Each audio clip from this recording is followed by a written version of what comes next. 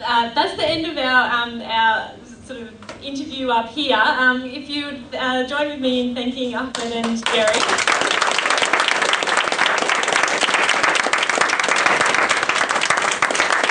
We have time now for some discussion and questions from the floor. So the way I'll run it is if you just put your hand up and I can pick you. If you're making a comment and you sort of go on a bit too long, then I might ask if you wind up, just so we all get a chance to, or the people who want to get a chance to make a contribution. Just before we do that, can I just get the lady have the contact list?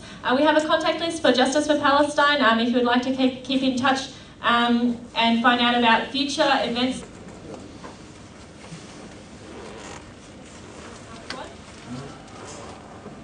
I think it has to be said that the only reason that Israel gets away with these atrocities is because the support that it gets from the Western regimes. In no way would it be able to carry on as it has with these atrocities if it wasn't for the support of the Australian government, of the US government, of the governments in Europe, and governments in the Middle East itself as well, that, like the Mubarak regime in Egypt, that it gives to Israel.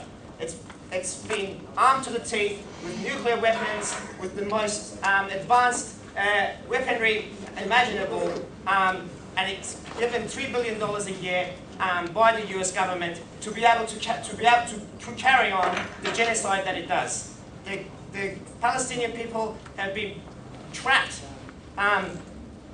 for 60 years by the walls of imperialism. And the lifeline has been sucked out of them because of only one reason: to keep the interest of the West secure in that region, to keep the oil flowing to the West, so that a bunch of people in these countries, in Australia, in the US, and Europe, can become rich and powerful and continue to become rich and richer. And that's the only reason that Israel exists. It's a base within the Middle East to be able to punish any resistance, any challenge to Western imperialism in that region. And we have to stand on the side of the Palestinians, resisting with them, resisting our governments here in Australia, resisting the racism against Muslims and Middle Easterns. We have to take a stand alongside them because it's all part and parcel of the same thing: strengthening their cause. By propagating racism against Muslims and Middle Easterns, by demonizing Hamas, which was elected democratically 4 years ago when the blockade began, to punish the Palestinians for electing a government that wanted to carry on the cause of the Palestinians, to free Palestine. We must take a stand against the atrocities, and we must take a stand against our own government here and against the racism, and stand on the side of the Palestinians.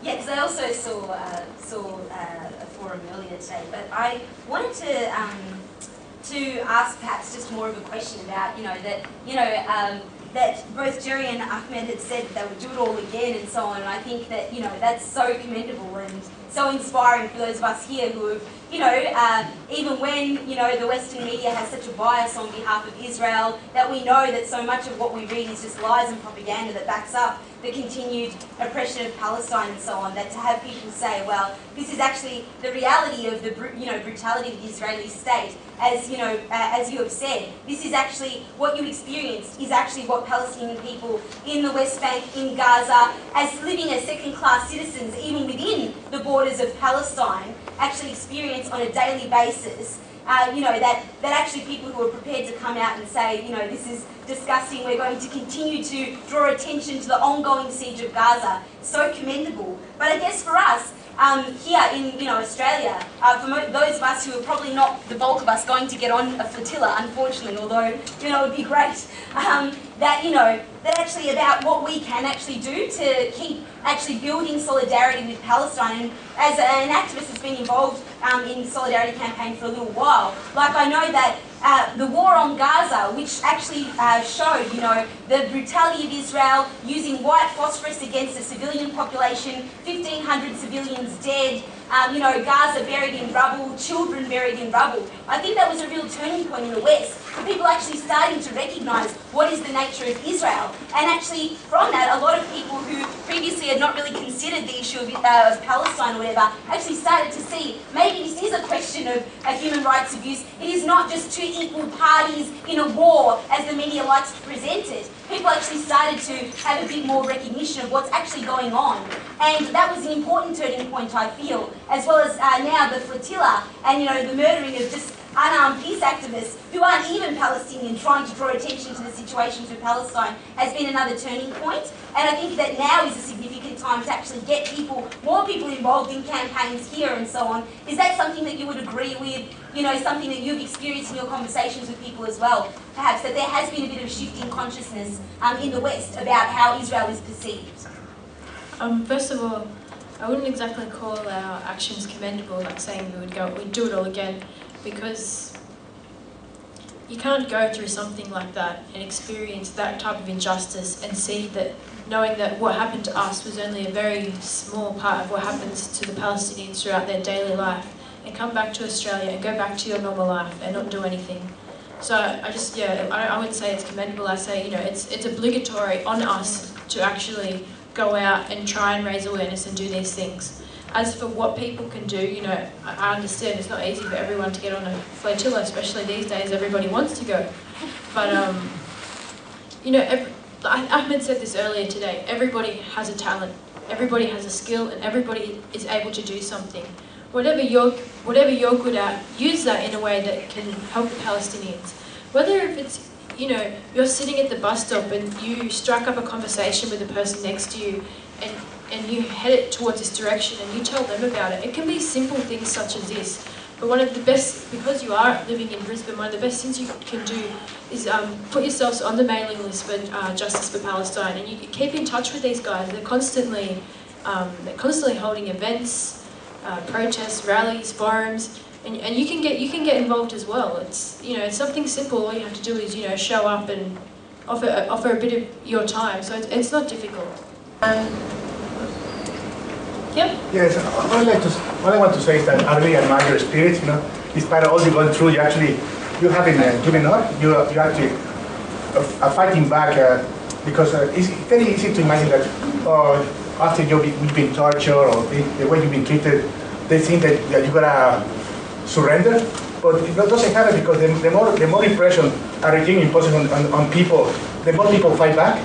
And therefore, however, the Palestinian people have never given up. They're still fighting back, and they will fight. And what they need is moral support. And that's why, even though you say it's not commendable, I think it's commendable, because you have gone through something that not any of us has gone yet, and you're still determined to continue the fight. And that's why I really commend you. It's not obligatory; it's commendable. Yes.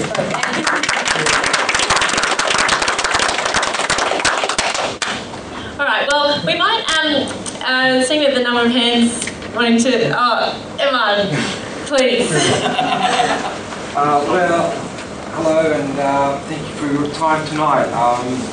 I'd like to have a couple of questions, and I don't want to sound harsh in any way. Just this is what the media has been telling us. We know the truth. We know what's going on the ground. We've been knowing the Israelis and how they act, but they say you started it first, with the hostility, that you prepared yourself, like whether there was weapons or not, but that's what they claim. They say that you started this first, you started the violence, that you were not actually peace activists, and you were up there for a fight and really to be hostile to them. So how truthful is that?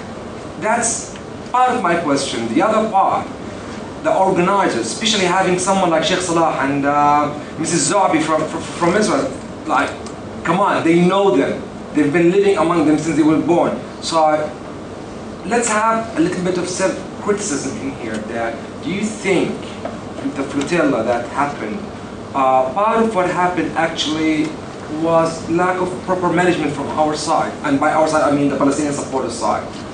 Do you think that should have been managed in a different way, and the people should have been more prepared to handle such a situation where they found themselves under siege and under fire from the IDF? I'd like to say that as for us beginning the hostility, I can confirm with you that our ships did not go and chase and surround Israeli ships and take their kill. We did not do that. We were carrying aid legally in international waters to the Gaza's territorial waters. Any act of aggression that like what happened is pure act of piracy. According to international law, we're allowed to carry weapons, and it's recommended actually. But we didn't even have any weapons. And then when the helicopters began to shoot, this is the first fire that happened. They began to shoot and kill people. Any response to this other than what happened is, it's inappropriate for the situation. And a cat will agree with you when you go to harass it and it stretches out its claws. So it's clear. There's no, I cannot say there was no preparation for confrontation. No one was wishing to meet the Israelis. But once they came on board and once they killed people who were acting in self-defense. And in that there is no debate, there's no question, it's clear. As for organization and preparation, people, they knew what Israel had done before, but still they were not going there for a confrontation. They were going for a peaceful mission. What are they going to do? There's no other way to do it. The best thing that they did, they brought media on board. They made sure the people who are coming on board are peaceful people. This woman, Hanan Zorbi, who you're speaking about, she's in the Israeli Knesset. She was representing the Arab members. Right, Salah, he's a priest in the mosque. I mean, in Jerusalem, in in the occupied territories. There's really no, I can't see how you'd say that there's a lack of management from outside. I think it was exactly how it should be. Next time, maybe they should take more aid. That's it. I'd also like to mention, I said this before, but I'll say it again. If we were there for a fight, there would have been a fight. If we were there to fight these guys, there wouldn't have been 3 soldiers with a few bruises. There would have been many more, and those 3 soldiers that were captured, they could have easily been killed. They could have easily been killed. Instead, they were treated. If we were there for a fight, that is exactly what would have happened. They were disarmed. They were disarmed, and they didn't fire a single shot. They took the cartridges out, they threw it in the water, or they gave them the gun back, keeping the cartridge. No one can prove 1 shot was fired from our side. Even undergoing all of this, we didn't, aggress in any way. We kept towards. So there's no way you could say that, from our side it has to be improved. It's clearly, this is what Israel prepared to do. They wanted to make an example of people who are going to come and help there and who are going to resist. They just want to make an example to the rest of the world. This is what's going to happen. And they thought that people are going to become cowards and turn back, but instead it turned the other way. Every time they try to suppress justice, it turns on them. And eventually it's going to defeat them. And that's only their fault. It's what their hands have earned. I'm glad you actually asked this question, because it is important to, actually give ourselves self-criticism. Did we do the right thing? Could things be done differently? So I know we kind of just answered you quite aggressively, but don't take that in a bad way. I actually really do appreciate your comment. And also you reminded me of something that we forgot to say. From these 3 Israeli soldiers that were captured, from them was taken a little booklet. In this booklet, it had photos of a number of key people, one of them being Sheikh Raed Salah, and with their names in English and in Hebrew. They came on board with a hit list, a list of people that they wanted to assassinate, a list of key people. So by them bringing this list on board, it shows us that they weren't there in the beginning. They had no, aims of peacefully boarding our boat. They were there to kill certain people. They were there to execute certain people. So just that little booklet shows that it was never going to be a peaceful mission, no matter what happened. Regardless, somebody was going to die. Well, just thank God for your safety, both of you, and for whoever came back from Flotilla. And from what you have just described, I'm very happy that I was hesitant to ask those questions, but I thought I needed to, and I'm very happy that I did. I think in terms of management, what I may conclude out of here that no matter how prepared you were, which I believe you were, I think you are absolutely correct. They were planning this. They wanted this to happen, so no matter how planned you were, they would have provoked it and same conclusion would have reached because they just wanted it this way. And thank God you're back.